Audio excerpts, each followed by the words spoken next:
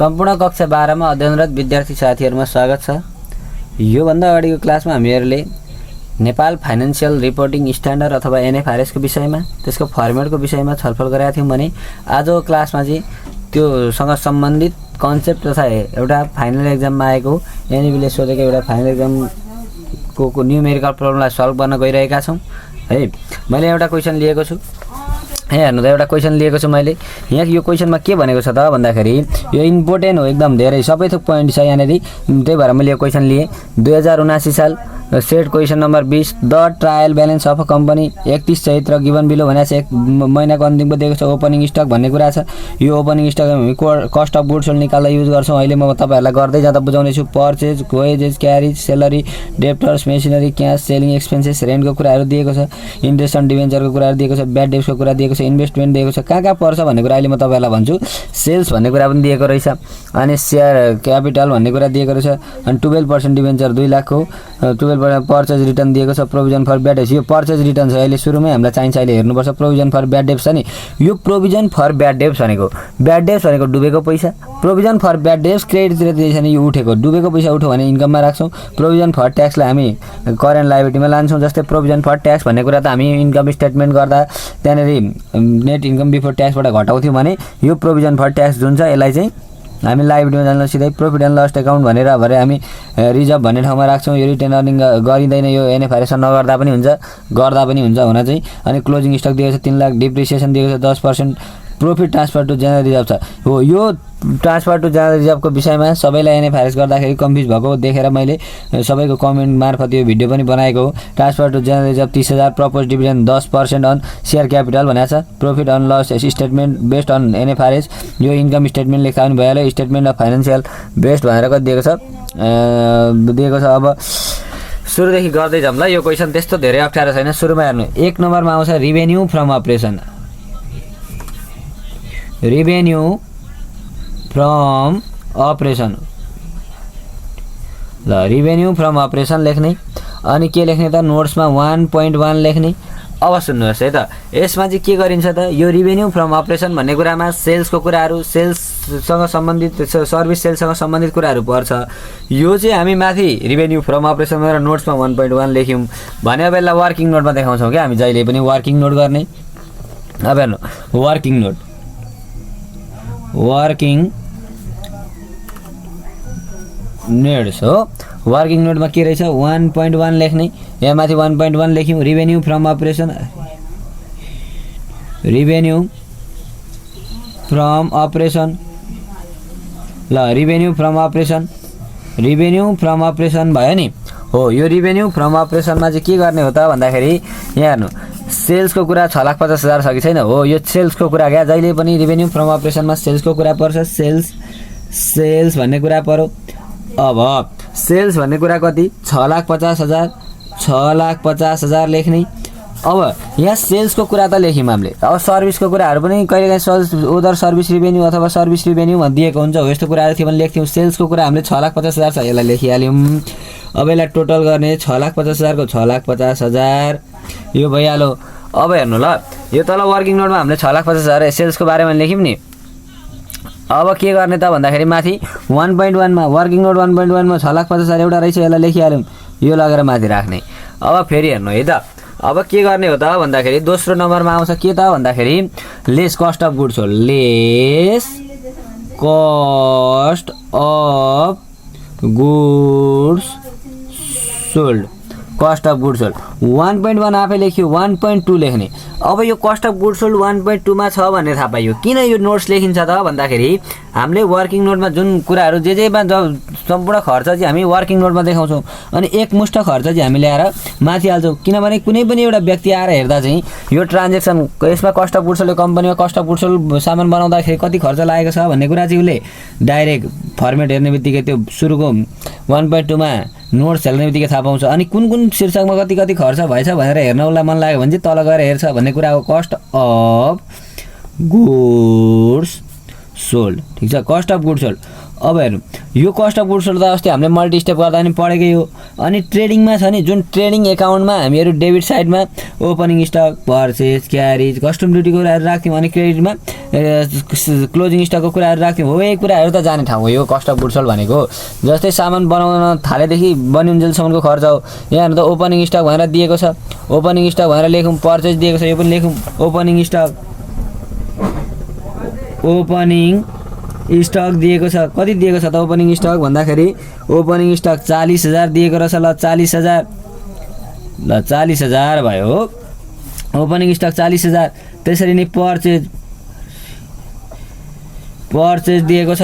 अब हेर्नु पर्चेज हामीलाई कति दिएको छ त भन्दाखेरि पर्चेजको सिधा हेर्नु 4 लाख दिएको रहेछ। अनि हामीलाई पर्चेज रिटर्नको कुरा पनि गराएको छ अघि, त्यही भएर हामीले सर र एकताल क्वेसन पढाएको थियौँ। पर्चेज रिटर्न भन्ने कुरा पनि छ, कति हजार छ त भन्दाखेरि 40,000। पर्चेज रिटर्न 40,000 छ। हेर्नु ल पर्चेज दिएको छ 4 लाख, 4 लाख दिएको छ। लेस पर्चेज रिटर्न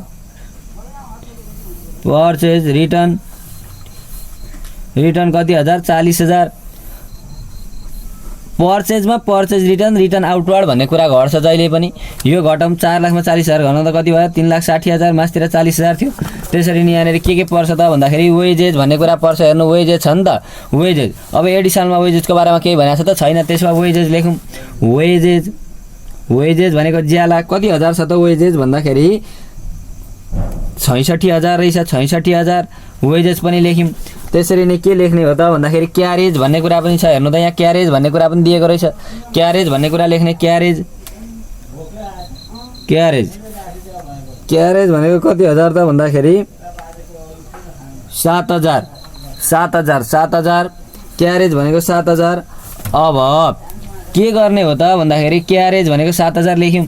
अब कस्टम ड्युटी हो, यस्ता कुराहरू जान्छ, तर यो क्वेसनमा छैन। अब यहाँ क्लोजिङ स्टक एडिसनलमा दिएको जान्छ क्या, क्लोजिङ स्टक भनेको छ 3 लाख। अब लेस गर्ने हेर्नु है त, लेस गरौँ। लेस क्लोजिङ स्टक कति हजार, 3 लाख भयो। ठिक छ। अब यो यहाँ हेर्नु 40,000 सुरुमा ओपनिङ स्टक, त्यसबाट यो घटाएर यो आएको 3,60,000 सबै जोडौँ। योसँग घटाउँ त कति आउँछ त भन्दाखेरि हामीले कस्ट अफ गुड्स सोल्ड निकाल्दाखेरि कति आउँदो रहेछ भन्ने कुरा चाहिँ थाहा पाउनु पर्यो। अब हेर्नु है त, ल सुरु गरौँ। अब 40,000 को 40,000 प्लसको प्लस कति हजार, 3,60,000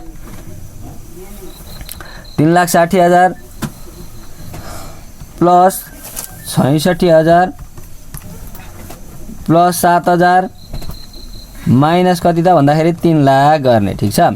3 लाख गर्दा यहाँ कति आउँदो रहेछ, 1,73,000 आउँदो रहेछ। 1,73,000 कति पोइन्ट 1.2 मा हाम्रो कति आयो त भन्दाखेरि कस्ट अफ गुड्स सोल्डको टोटल कति आयो त भन्दाखेरि 1,73,000 आयो। अब यो 1,73,000 टोटल हामी लगेर माथि राख्छौँ यसरी 1,73,000 भनेर। कस्ट अफ गुड्स सोल्डको सिधा 1.2 लेख्यौँ, 1,73,000 लेख्यौँ। ठिक छ, 1,73,000। अब यो 6,50,000 जुन छ, यो 6,50,000मा 1,73,000 घटाउँदा कति आउँछ त भन्दाखेरि माइनस 6,50,000, 4,77,000। यसलाई के भनिन्छ त भन्नुहुन्छ भने ग्रस प्रॉफिट भनिन्छ, ग्रस प्रॉफिट भनिन्छ हैन। अब 1.3 मा वर्किङ नोट गरौँ, के आउँछ, other income 1.3 ADMINISTRATIV administrative expenses 4 मा डिस्ट्रिब्युसन एक्सपेन्सेस। यहाँ हेर्नु है त, रिभेन्यू फ्रम यति हो क्या यहाँको स्टेपहरू। यो एनएफआरएसको स्टेप यति हो। रिभेन्यू फ्रम अपरेसन 1.1 मा, lace cost of goods sold 1.2 मा, त्यसरी यसबाट घटाएर 4,70,000। अब ओदर इन्कमको कुरा एडजस्ट गर्नु अरे, एडमिनिस्ट्रेटिभ एक्सपेन्सेस, डिस्ट्रिब्युसन यति गरिसकेपछि आउँछ income from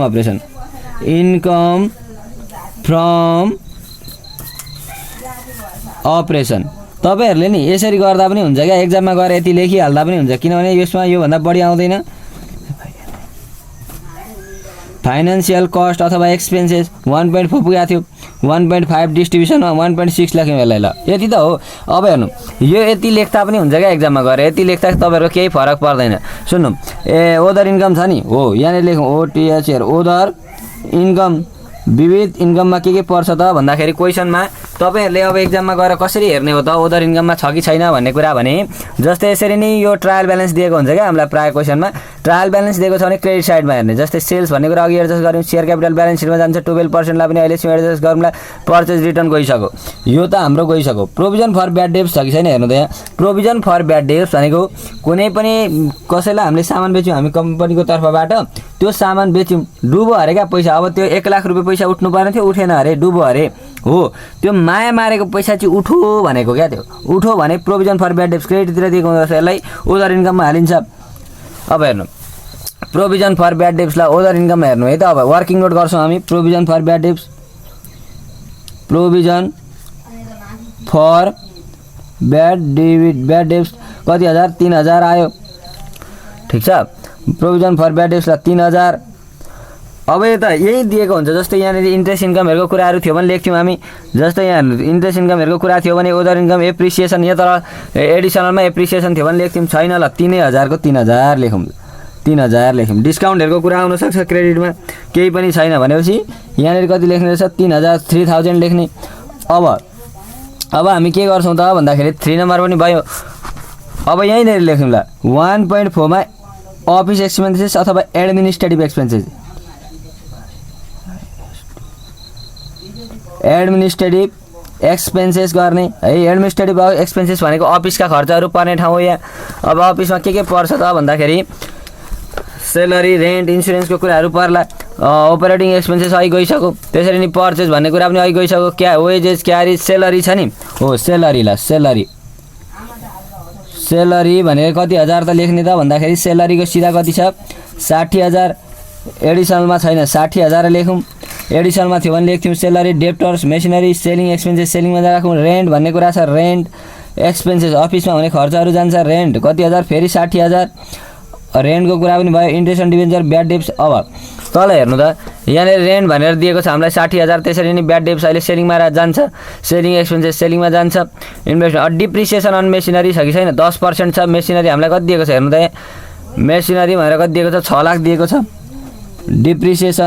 depreciation on machinery हो, मेसिनरी लेखेको है मैले, एम मात्रै लेखेँ, मेसिनरी 6 लाखको कति पर्सेन्ट 10 का 100 गर्ने गर्दाखेरि कति आउँछ 60000 आउँछ। अब एक्सपायर्डको कुराहरू, प्रिपेड इन्सुरेन्स वाज एक्सपायर्डका कुराहरू यहाँ थियो भने आउँथ्यो, छैन। अब जोडौँ कति हुन्छ त भन्दाखेरि 60000 इन्टु 3 गर्दा 1,80,000, 1,80,000 भयो, ठिक छ। एडमिनिस्ट्रेटिभमा जाने पनि आयो। अब हेर्नु एडमिनिस्ट्रेटिभमा जाने आयो।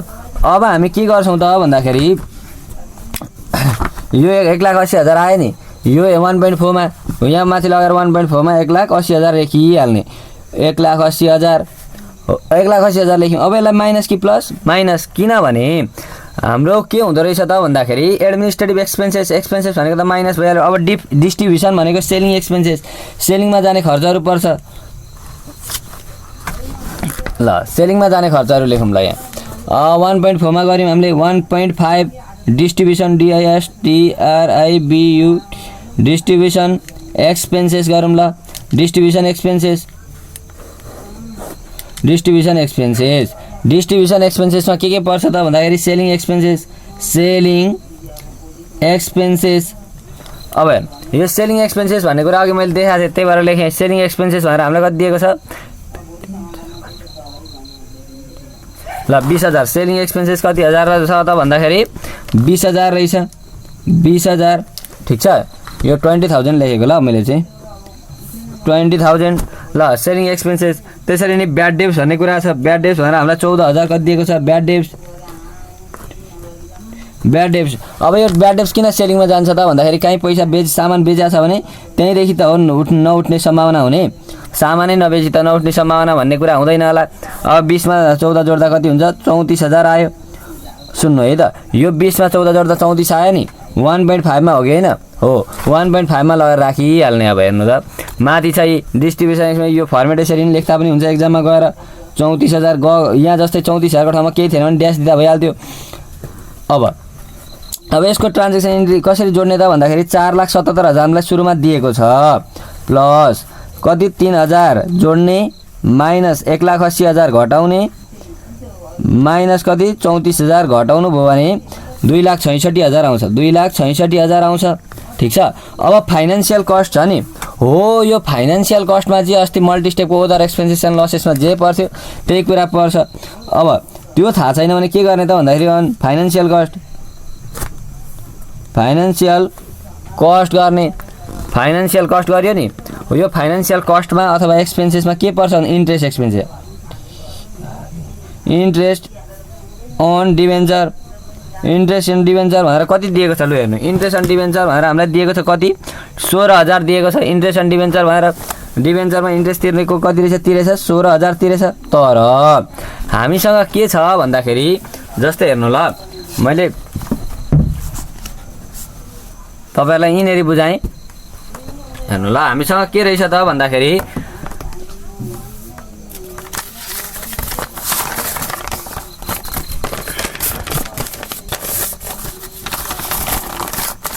ल हामीहरूले यहाँ तपाईहरुलाई थोरै कुरा बुझाएँ ल, हामीसँग कति पर्सेन्ट लोन छ भन्दाखेरि 12% डिभेन्चर छ, हो 12% डिभेन्चर छ, 12% डिभेन्चर, यहाँ 12% डिभेन्चर 2 लाख छ।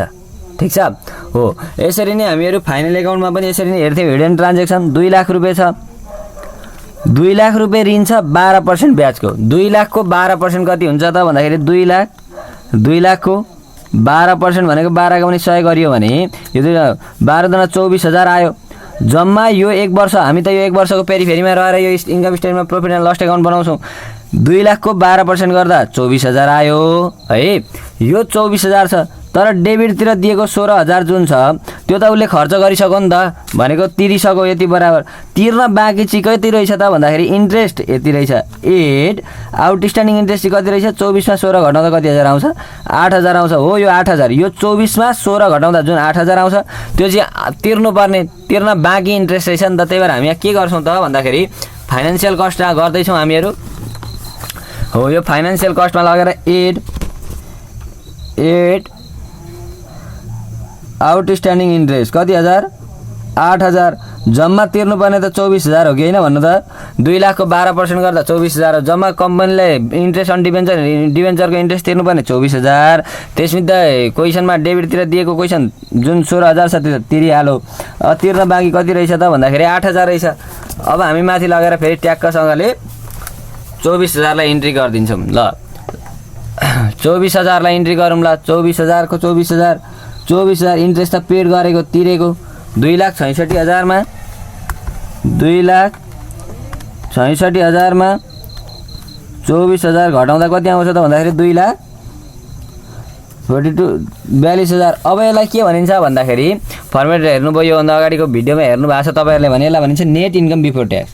Net income before tax, net income before tax. अब less provision for tax, provision for tax छैन। अब 2,42,000 को 2,42,000 यसलाई के भनिन्छ net income after tax. Net income after tax गर्ने कति हजार 2,42,000 आयो। अब हेर्नु ल तपाईहरु केमा कुरामा नझुकिनु तपाईहरु भने जस्तै यो क्वेसनमा नि अहिले प्रोभिजन फर ट्याक्स भनेर हामीले माथि ट्रायल ब्यालेन्समा दिएको थियो क्या, अहिले याद गर्नु भएको छ कि छैन। अघि प्रोभिजन फर ट्याक्स भनेर दिएको छ नि, हो यसरी दिएको माथि बट्टामा ट्रायल ब्यालेन्समा दिएको प्रोभिजन फर ट्याक्स चाहिँ हामी करेन्ट लायबिलिटीमा राख्छौँ। यहाँनिर यो घटाउने होइन है ल, यो कुरा ध्यान दिनु।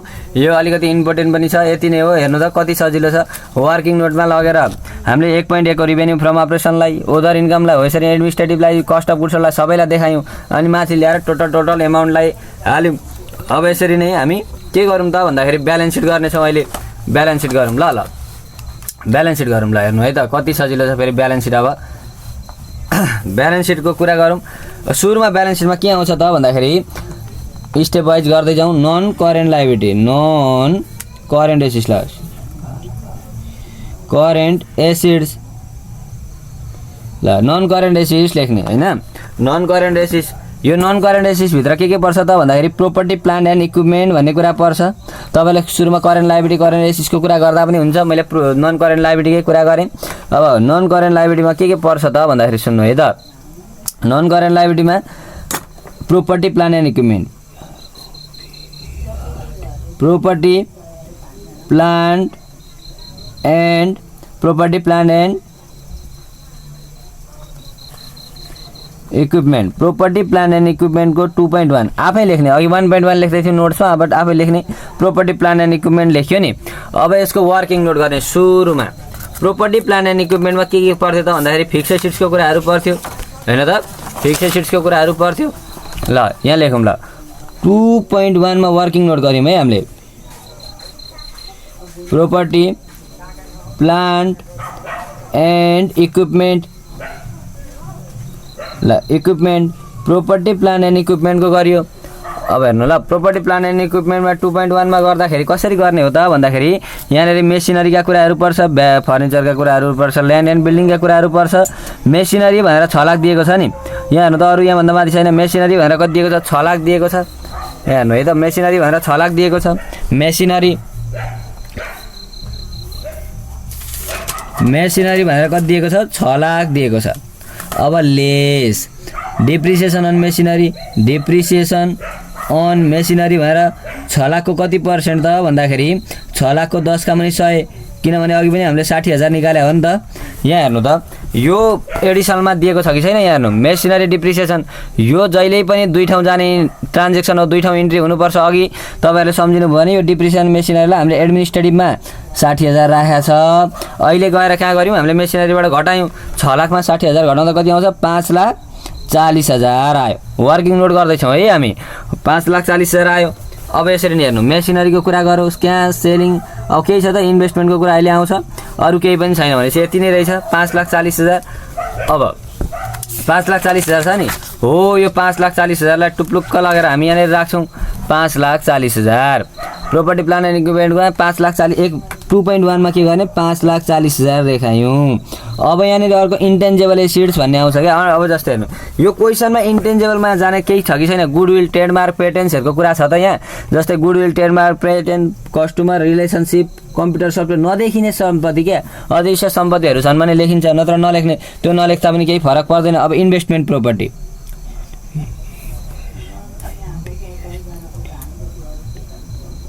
इन्भेस्टमेन्ट प्रोपर्टी 2.1 2.2 मा गरौँ ल।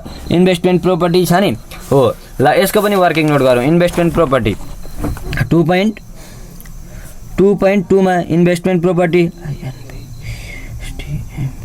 इन्भेस्टमेन्ट, ल इन्भेस्टमेन्टमा नि प्रायः एउटै मात्रै दिने भएकाले डाइरेक्ट उतै लेख्दा पनि हुन्थ्यो, तर मैले यहाँ देखाइदिएँ इन्भेस्टमेन्ट भनेर कति हजार छ 1,20,000 दिएको छ। हेर्नु इन्भेस्टमेन्ट भएर इन्भेस्टमेन्टमा अरू केही पनि छैन, 1,20,000 को 1,20,000 यसलाई जोडेर त्यतिकै त्यही एउटा राख्ने हो, जहिले यही आउँछ। इन्भेस्टमेन्ट प्रोपर्टी भनेर लेख्दा पनि हुन्छ, इन्भेस्टमेन्ट भनेर लेख्दा पनि हुन्छ, इन्भेस्टमेन्ट भन्ने कुरा पनि लेख्यौँ।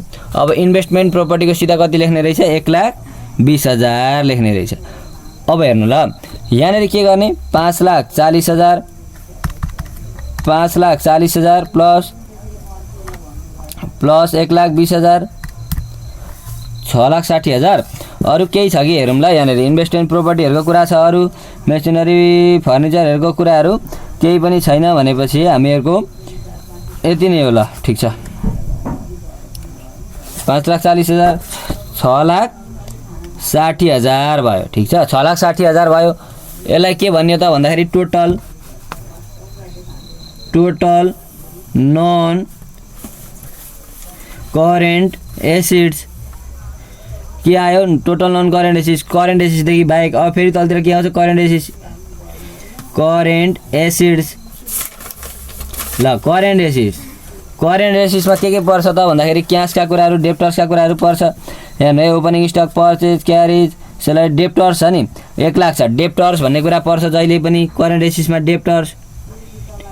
डेप्टर्स कति हजार रहेछ, ल नोट्समा नलेख्यौँ 1 लाख। त्यसरी नै हेर्नु डेप्टर्समा पुग्यौँ। मेसिनरी भन्ने कुरा भर्खरै सक्यौँ। क्यास छ कि छैन, क्यास हेर्नु त कति हजार छ 80,000 छ क्यास कति हजार छ 80,000 छ। क्यासको कुरा पनि लेख्यौँ। त्यसरी नै हेर्नु क्यासको selling expense rent interest on debenture bad debts investment. अब क्लोजिङ स्टक भन्ने कुरा छ नि हो यो करेन्ट एसेट्स हो। अघि यहाँ हेर्नु अब एडिसनलमा दिएको दुई ठाउँ जानुपर्छ। अघि सम्झिनु भयो भने कस्ट अफ गुड्सबाट लेस भएको थियो क्या क्लोजिङ स्टक। अब यहाँनिर आउँछ क्लोजिङ स्टक। क्लोजिङ स्टक कति हजार रहेछ 3 लाख रुपियाँ रहेछ। आरामले हेर्दै जानु होला। क्लोजिङ स्टक 3 लाख रुपियाँ रहेछ। त्यसरी नै हेर्नु। अब अरू के छ त भन्दाखेरि यहाँनिर जाने डिप्रिसिएसन ट्रान्सपोर्ट जनरलिजम यहाँ जाँदैन सकियो होला यति नै हो।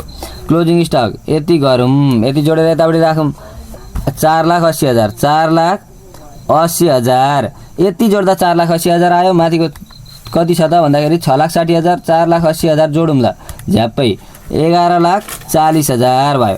हेर्नु त कति सजिलो छ। टोटल एसिड्स अस्ति मल्टी स्टेपमा कति गर्नु पर्थ्यो total acids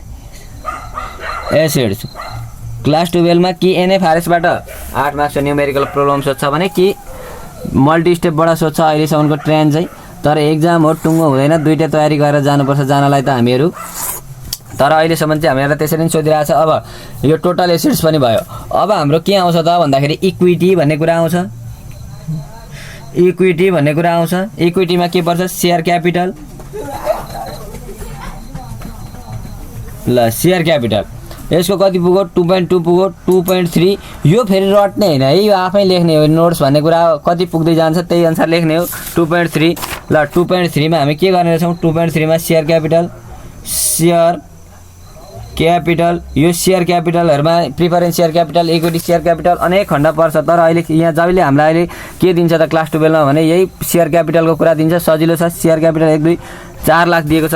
share capital 4 lakh रुपियाँ दिएको छ। 4 लाखको 4 लाख गर्ने हो 4 लाख। यही 4 लाखलाई लगेर उताबाट टुप्लुक्क राखिदिने 4 लाखको 4 लाख लेखिदिने। अब हेर्नु है त। अब यहाँ अर्को अब चाहिँ तपाईहरुले एकदमै धेरै बुझ्नुपर्ने कुरा आयो ल। एकदम ध्यान दिएर हेर्नु होला मजाले। म के भन्दैछु भन्ने कुरा मजाले ध्यान दिनु होला। रिजर्भ 2.3 देखि 2.4 पर्यो। अब यो 2.4 जान्नु भयो भने एनएफआरएस को जस्तो सुकै ब्यालेन्स सिट आए पनि मिलाउनु भयो रिजर्भ।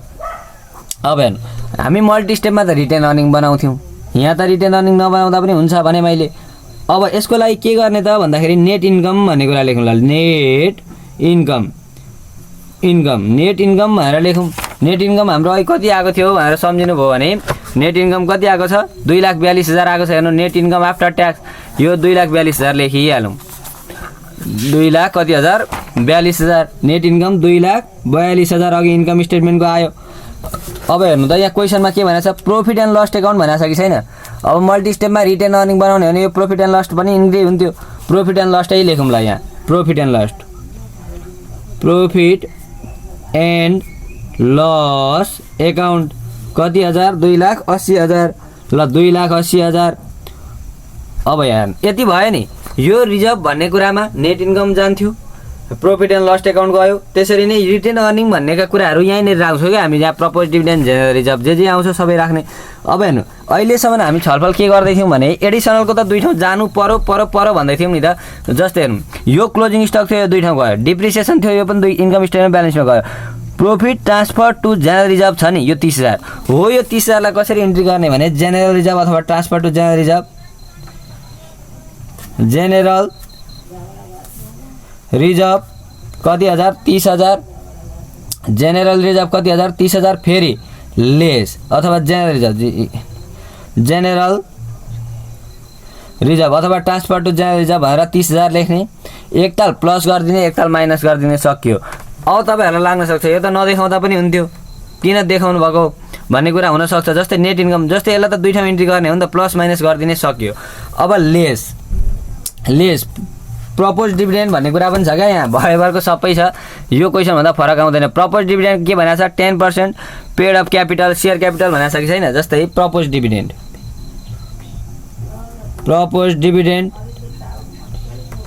डिभिडेन्ड कति हजार भन्दाखेरि सेयर क्यापिटलको 10% भनेको छ। सेयर क्यापिटल भनेर हामीलाई कति दिएको छ 4 लाख हो कि हैन। 4 लाखको कति पर्सेन्ट भनेको छ भन्दाखेरि 10% भनेको छ डिभाइड बाइ 100 गर्दाखेरि कति आउँछ 40,000 आउँछ। ठिक छ। यो 40,000 लेस गर्ने। अब यसलाई पनि प्लस माइनसै गर्नुपर्छ क्या। योभन्दा अगाडि यो प्रपोज डिभिडेन्ड इन्ट्री भएको छैन, तर कसरी गर्नुपर्छ भन्दा त्यसको प्रक्रिया छ एकछिन पक्नु। 2,42,000 बुझ्दै गइन्छ। 2,42,000 प्लस 2,80,000 प्लस 30,000 प्लस ल माइनस 30,000 फेरि ल माइनस प्लस 30,000 माइनस 30,000 माइनस 40,000 गरौँ ल। कति आउँछ त भन्दाखेरि 4,82,000 आउँछ। ठिक छ, 4,82,000 आयो। यो रिजर्भको कुरा नेट इन्कम अगाडिबाट तान्यो, प्रफिट एन्ड लस एकाउन्ट उता ट्रायल ब्यालेन्सबाट जेनरल रिजर्भ प्लस माइनस गर्यो, प्रपोज डिभिडेन्ड घटाइयो। अब यो अझै यो जेनरल रिजर्भ त 2 ठाउँ इन्ट्री भयो, प्रपोज डिभिडेन्ड अझै एक ठाउँ छ है इन्ट्री हुन। अहिले सम्झिनुपर्छ रिजर्भ कति आयो भन्दाखेरि 4,82,000 आयो। यति दुईवटा जोड्दा कति आयो 8,08,000 र 82,000 आयो। यसलाई के भनिन्छ त भन्नुहुन्छ भने टोटल इक्विटी। ठिक छ, यो टोटल इक्विटी आयो। अब सुन्नुहोस् है त, टोटल इक्विटी आयो। टोटल इक्विटीदेखि के आउँछ non current liability. Non current liability 2.5 लेख्ने। अब यतापट्टि जाने फेरि 2.5 मा नन करेन्ट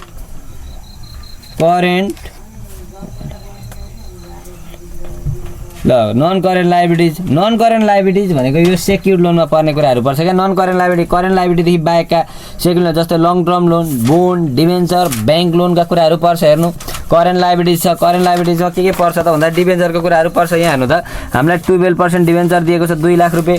यो लेख्ने 12% डिभेन्चर प्राय यो छुट्दैन। डिभेन्चरको कुरा डिभेन्चर 12% डिभेन्चर कति 2 लाख रुपियाँ आएको छ।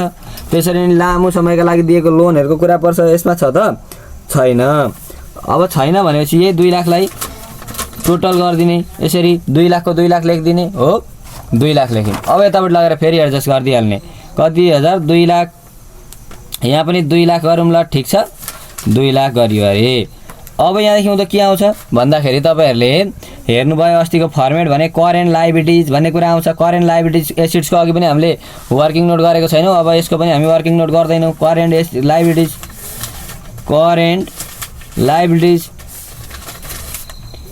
ल करेन्ट लायबिलिटिज। ठिक छ, करेन्ट लायबिलिटिज भयो। यो करेन्ट लायबिलिटिजमा के पर्छ भन्दाखेरि यो करेन्ट लायबिलिटिजमा चाहिँ हाम्रो पर्ने के हो त भन्दाखेरि यहाँ हेर्नु यतापट्टि क्रेडिटतिर दिएको हुनसक्छ।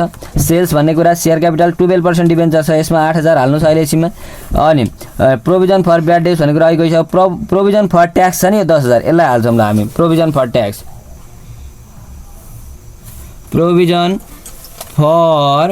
ट्याक्स एसेट्समा 11,40,000 आएको छ।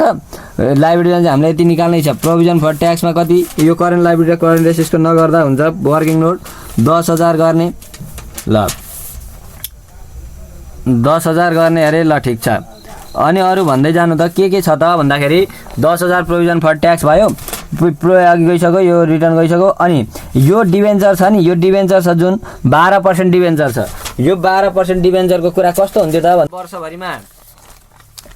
वर्षभरिमा हामीहरूले 16,000 वर्षभरिमा 24,000 तिर्नुपर्ने। 2 लाखको 12% भनेको त्यसमा 24,000 तिर्नु पर्थ्यो। यो कम्पनीले एक वर्षमा तिरो कति 16,000 तिरो भनेपछि 24,000 मा 16,000 तिरेको थियो भने त यो 8,000 लाई त अघि पनि हाल्यौँ, अहिले पनि हाल्नुपर्छ नि त। 2 ठाउँ इन्ट्री हुन्छ नि त यो त। भनेपछि अघि इन्ट्रेस्ट डिभेन्चरमा जोड्यौँ भने अहिले हामीहरू यहाँनिर लाग्छौँ आउटस्ट्यान्डिङ इन्ट्रेस्ट भनेर। O/S भनेको आउटस्ट्यान्डिङ इन्ट्रेस्ट कति 8,000 गऱ्यौँ। ठिक छ, अब यसरी नै हामीहरू के गरौँ त भन्दाखेरि 8,000 को कुरा पनि गऱ्यौँ।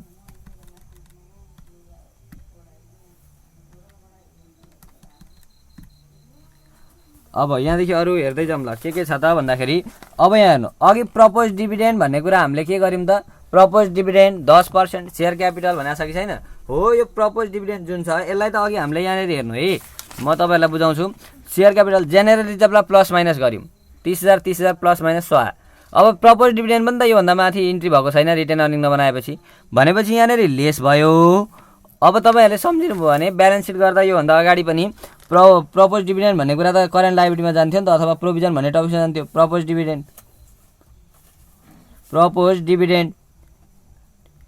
डिभिडेन्ड कति 4 लाखको कति पर्सेन्ट भन्दाखेरि 10% गऱ्यो भने कति आउँछ 40,000 आउँछ। यति नै होला लगभग हो। यो 18 + 40 ल 40,000 + 18,000 गरियो भने कति आउँदो रहेछ त भन्दाखेरि 58,000 आउँछ। 58,000 ल सुन्नु है, 8,82,000 प्लस 2 लाख प्लस कति हजार 58,000 गर्नु भने कति आउँछ 11,40,000 आउँछ। ठिक छ, यसलाई भनिन्छ टोटल लायबिलिटिज। यस लायबिलिटिज, टोटल लायबिलिटिज गरियो। यति गर्दाखेरि टोटल लायबिलिटिज आयो भने यसलाई पनि क्लोज गरिदिउँ ल, यसलाई पनि क्लोज गरिदिउँ। टोटल लायबिलिटिज आयो, मास्तिर टोटल एसेट्स पनि 11,40,000 आएको थियो, एसेट्स पनि लायबिलिटी पनि 11,40,000 आयो, बराबर आयो, दुइटै मिल्यो। यो धेरै नै सजिलो छ। यो नोट्स भन्ने कुरा आफै लेख्दै जाने हो।